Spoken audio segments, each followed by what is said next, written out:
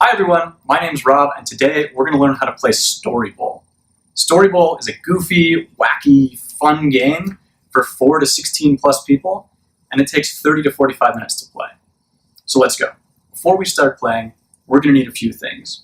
We're going to need 18 storybowl prompt cards, and I'll tell you more about those soon. We're going to need 18 blank slips of paper. We're going to need pens for just about everyone, and we're going to need a bowl. So once we've got all of that, we're going to split up into 2 teams. Now, it's okay if one team has one more person than the other team. That's totally fine. And we're going to take our 18 storybowl cards, and we're going to deal 9 to each team. It's also okay if one person has, say, one more storybowl prompt card than someone else. That's totally fine. Now, we're also going to give out 18 slips of paper to everyone, and we're going to make sure that everyone has access to a pen. So, on each of these cards, you will see that it says, on one piece of paper, write down 3 words related to, and this one says, a time when things were awkward. So if I have this card, I'm going to take my piece of paper, I'm going to take my pen, and I'm going to think of a time when things were awkward, and I'm going to write down 3 words related to it. I've already done that here, and I wrote down pool, naked, and dinosaur. Now, to me, that represents a really awkward story. But to everyone else, it doesn't quite mean anything, but that's part of the fun of the game. Cool. So for every card that people have, for all 18 cards, they're going to write down 3 words on a slip of paper. So if I've got 4 cards, I'm going to have 4 slips of paper with 3 words each, and those 4 slips are going to represent stories. So we're going to call these stories from now on. At the end of setup, we're going to put all the stories into this bowl, and so we're going to have 2 teams and a bowl filled with 18 awesome miniature stories. And that's when we can start playing the game. That's when the fun begins. Storybowl is played in 3 rounds. Let's jump straight into round 1. In round 1, you can use speaking clues, and I'm going to tell you what that means. So our teams are going to alternate choosing a clue giver who's going to stand up in front of everyone and give clues to their team to try to get them to guess the stories. So let me give you an example. In round 1, I'm going to pick up this story, and let's say Peter's on my team. I'm going to give him spoken clues to try to get him to guess this story. So, for example, with pool, naked, dinosaur, I might say, it's a place that you swim in the summer. Ocean. No, it's man-made. Pool. Cool. It's the opposite of being clothed. Naked. Great. And it's a T-Rex. It's the type of thing that a T-Rex is. Like, Dinosaur. yes. Great. So, given that Peter's guessed all 3 of the words on this card, we've guessed it correctly, and we're going to set it aside. But I'm going to move quickly and grab another story and keep going. Because in this round I have 60 seconds to try to get my team to guess as many stories as possible. It's important, only discard the story from the bowl if you guess it correctly. So if time runs out, you put it back in the bowl, and then someone else can guess it. So when my 60 seconds are up, it's no longer my turn. The other team nominates someone, and they come up and start giving clues to their team. Great.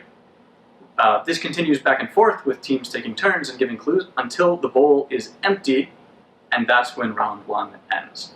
Once you're done with round 1, count up all of the stories that each team has guessed, and give that team a point for each story that they've guessed. Now, for round 2, we're going to take all 18 stories and put them back in the bowl. So you've already guessed these stories, but that's the fun part. So round 2 is a little bit different than round 1. Turns are only going to be 45 seconds long, and the way that you give clues is different. Instead of speaking, you can't talk at all. Instead, you have to do charades, or act silently, to get people to guess the stories. So this is going to be way harder, but people have remembered some of the clues, so it's going to be a little bit easier to remember which words are on which story. Cool. So, for instance, let's say that I'm clue giving for pool, naked, dinosaur. I might do charades like this.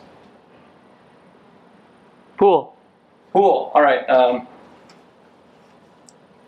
Naked. All right. Dinosaur. Great. Same thing. We'll keep playing until the bowl is empty and all the stories have been guessed. Finally, round 3. You know the drill. Less time. We're going to have 30-second turns. And this time you can only say one word to have people guess all 3 words on the story. So again, we start with all the clues back in the bowl, and let's say I pick my favorite clue, pool, naked, dinosaur again. I have to think of one word that's going to trigger the memory for this entire card. So I might say swimming. And from swimming, my team has to say pool, naked, dinosaur for us to get that clue right. And if they don't, we can't get the clue correct. So that's Story Bowl in 3 rounds. Again, after round 3, you're going to tally your scores. You're going to tally your scores for all 3 rounds. The team with the highest score wins. At that point, you can do one of 2 things. Number 1, you can look at all these stories, and you're probably going to have questions about, hey, what was the story behind Pool Naked Dinosaur or Coffee Pants Interview?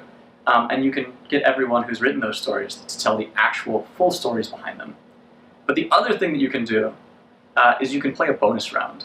So the bonus rounds work similarly, put all the same 18 stories back in the bowl, but the clue giving is different again. So one of my favorite, we call it ghost stories. You're going to do charades, except you're going to do it under a tablecloth so that you look like a ghost.